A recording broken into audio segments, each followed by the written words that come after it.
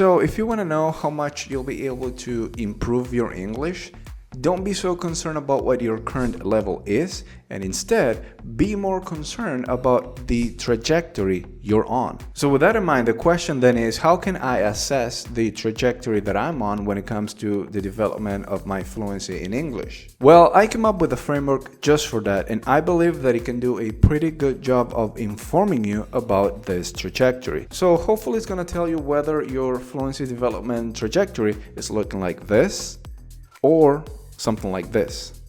So ways to analyze this vary, and in this video I'm putting forward this framework where we look at three parameters that when you compare them against your situation, against your learning, you'll be able to predict what kind of improvement you can expect to make within a certain period of time. So the first one is age, and I know this is a little bit controversial, a bit of a touchy subject for many, and understandably so, because I think we are agreeing in that it's never too late to start something. But if you're going to start something when you're 45, 40, even 35, even 30, versus what would have happened if you had started that same thing when you were in your early 20s, the main difference is going to be time availability that you had in your early 20s. That is just a fact of life, unless your lifestyle allows for that kind of time availability. And even though I don't want to get into the neuroscience of it all, because simply I'm not an authority on that field, but I'll get into more detail about that in just a second. Now, the other important factor is exposure. Now, you could have absolute no exposure at all, right? Just total disinterest. And at the other extreme of the continuum, you could have complete immersion, like with TV, or even complete immersion, meaning you're living in an English-speaking country and you're fully immersed and interactive within the English-speaking community where you're living, and that is obviously going to be of extreme benefit for you and for your English. So far we have these two spectrum or continuums where we have age and exposure. The third one is dedication. Again, at one end of the spectrum, you're going to have no dedication at all. And from the middle, moving towards the right-hand end of the spectrum, you're going to have someone who is highly dedicated, or even going to the extreme, someone who is obsessed. Now, these are three factors that I think are going to do a pretty good job at describing your English now and in the future.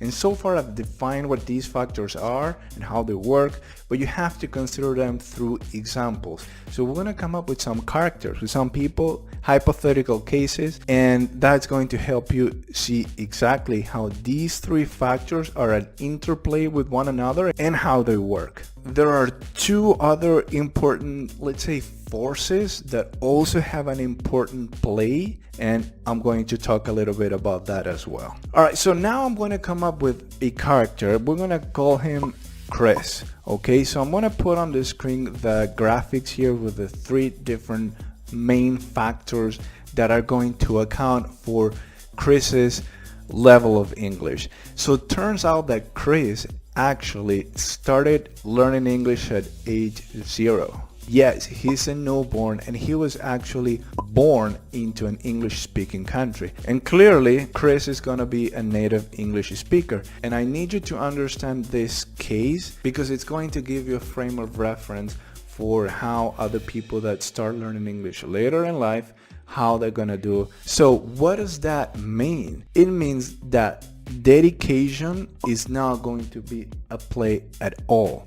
He doesn't need to be dedicated or to even care about learning English. This doesn't apply to him because he's going to learn the language as a kid growing up in an English-speaking country, and because the exposure factor is already taken care of. Now, what happens with Luis? Let's say Luis is a 10-year-old who moves to the United States.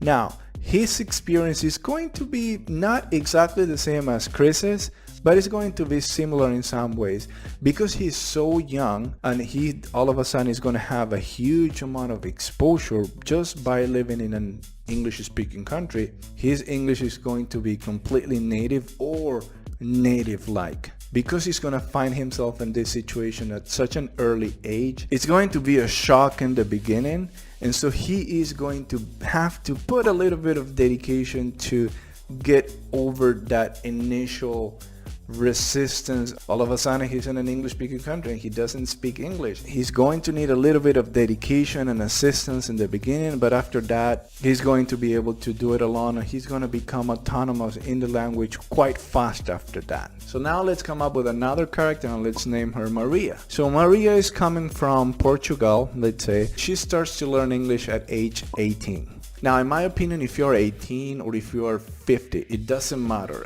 After the age of 12, 13, or 14 at most, it just doesn't matter anymore. No matter what your age is, your chances of succeeding in a language is going to be the same. But there is a catch. It's not the same to start learning something when you're 20 versus when you're 50. And it doesn't have anything to do with your brain. It has to do with the reality of life. When you're 20, you just have so much more available time than when you're 45, 50. I know this because I started to learn English when I was 20. And when I was 20, I had so much free time. It was unbelievable. But if I was starting learning English now when I'm 32, I would not have the time. I would just not have the same amount of time that I used to have before. When you're an adult, you have other responsibilities. When you're a young adult, you don't have children. Maybe you're not in a relationship. That also takes time. So it's different. If your lifestyle allows it, maybe you do have a lot of availability and you are, 40, 45. If your lifestyle allows that, well, all the more power to you, but most people don't have that luxury. Now, going back to Maria, she's 18. Now, as for her dedication, we could say she's in the middle of the spectrum here. She's learning, maybe she's going to school, she's doing that, but maybe that's all that she's doing. And as you know, you can't just learn from going to school. That could be of help. You need to develop your own curiosity and do things on your own and be an autonomous learner. So Maria, she's half dedicated, I guess, right? And she has not a lot of exposure necessarily. So what is her English level going to be in, say, a year from now? Maybe she's going to be an A1, A2 level of English that is a little bit, I think it's pre-intermediate or something like that. What happens if Maria decides to build some key habits and that allows her to be more exposed to the language through immersion into the language? And how do you achieve this immersion to the language? With media and with books, with TV. You watch a lot of TV in English, you listen to a lot of podcasts, music, radio programs, whatever that is in English, audiobooks, and you read stuff in English. And so Maria is going to position herself more towards the right end of the spectrum here. When she does that, by the way, that's an indication that she's more dedicated now. So the dedication is also going to move closer to the right end of the spectrum. And now we can say with more confidence that Maria is going to achieve B1 close to B2 level of English. I'm now going to actually use a real example myself. So let's put Max through this framework, and that is going to explain why my English level is C2. By the way, you can actually go and watch my video on my timeline of English learning. You can go to the video here. So I started learning English when I was 18, but not until I was 20 and 21 that I really started to learn English. So you can see how this is a spectrum even, right? So when I was 18, you could say my exposure level was low, my dedication was low. I was starting, right, to learn English, but it wasn't until I was 21 that I decided to start consuming as much English as possible via TV, via video, via YouTube video, what I was reading, and my dedication was extremely high. Now, let's say that this looks like you right now. You now are currently engaged with a language like this, like I was in my beginning learning English. There's just one extra ingredient that you need for dramatically improving your English, and that is time. Remember I told you these are the three main factors, but there are two other forces that are very important too. Well, time is one of them, because what happens if you are highly dedicated and you have high level of exposure, but you do that for 1 month only? You're not going to get too far. But what happens when you can keep that level of engagement for 2 years? Now, 2 years is going to be more than enough for you to make incredible progress. Now that I've explained to you the three main factors that account for your English level now or in the future, would I explain it? And how time plays an important role in this as well, there is another important force too that's also going to determine a lot of the different things here, and that is your L1.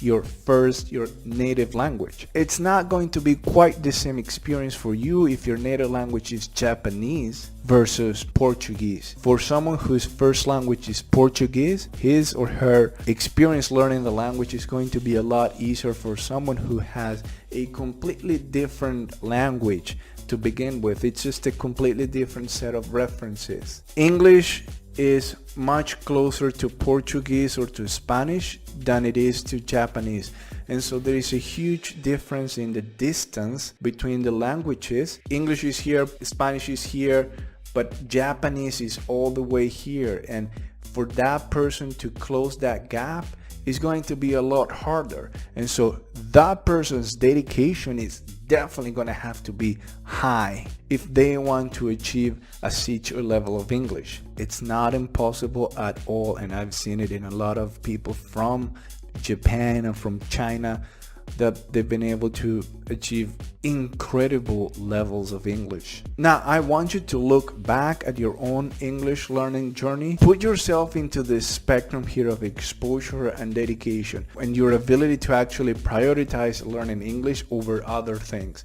Like now, currently, I couldn't prioritize learning English if I was starting to learn English now versus when I was 20. When I was 20, I could make English my number one priority. Think about that and just be introspective about your own journey and think whether or not it's possible to make an improvement to that moving forward. If you ask me, the easiest one with the biggest potential benefit would be improving your exposure, being more exposed to the language, and that is very easy to achieve because all you need to do is just relax and watch more TV, watch more content in English. And if you're looking to do that, a good video with some advice on that is this one right here, which is how to improve your listening comprehension. So go ahead and check it out. So that is it for now, my friends. Leave a comment down below and let me know, does this make sense to you?